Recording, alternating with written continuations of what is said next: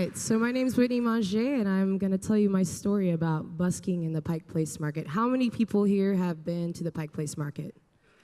Everyone. Great, that's what I want to see. So I'm sure you've encountered a performer down there, and the term that we like to use is busking.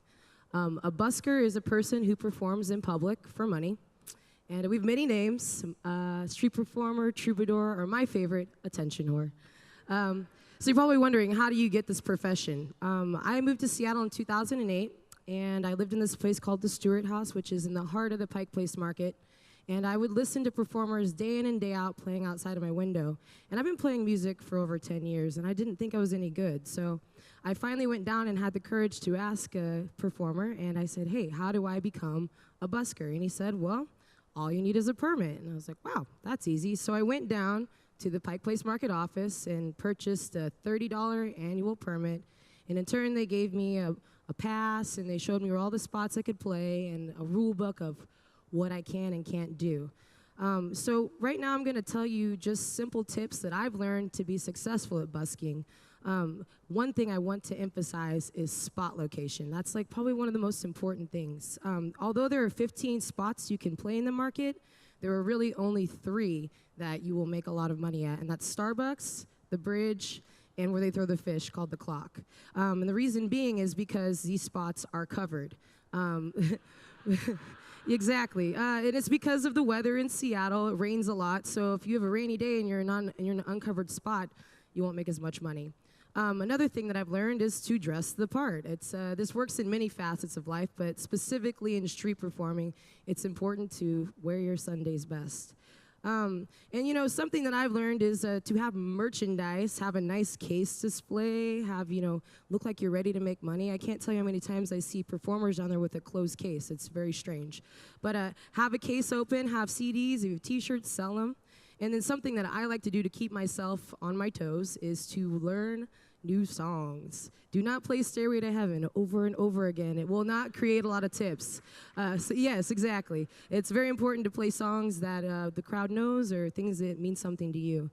And obviously you guys know that busking is a very strange job. It's not your typical 9-to-5. There's no 401k.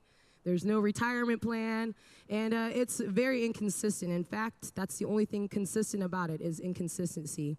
And there's many things that can change whether or not you will be successful that day, whether it's the weather, tourist season, the time of day, where you decide to play. I mean, all of these things can change whether or not you make $5 or $200. And so another thing you have to deal with is public scrutiny. It's true.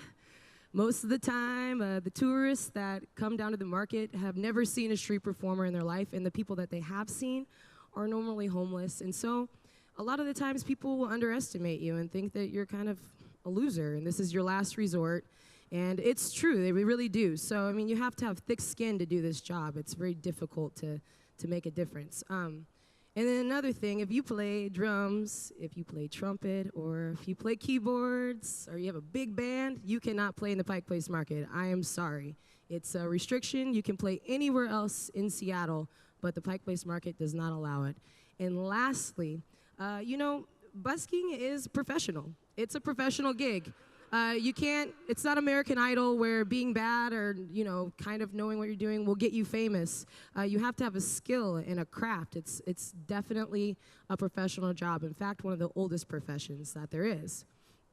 So it takes a lot of courage to busk, and that's what my whole story is about you have to be able to put yourself out there and be vulnerable and fall on your face and pick yourself back up. And I would have never guessed 5 years ago that this would be my livelihood. I swear to God, I had no idea that this was going to be the thing that I would do. And in turn, amazing opportunities have arisen for me from doing this alone. And it's all because I took a chance. My music is played internationally because I don't know if you know this, but over 4 million people go to the Pike Place Market annually. And I play to a lot of those people. So, I've worked with some of the best musicians in Seattle. I've played on some of the best stages, and it's all because I took a risk. So, I encourage you, if you've ever thought about busking, if you've ever wondered about it, go get your $30 permit. Check it out. It could be your career. If you're ever curious about me and my music and what I'm up to or where I'll be playing, you can always visit my website or follow me on Twitter. Thank you.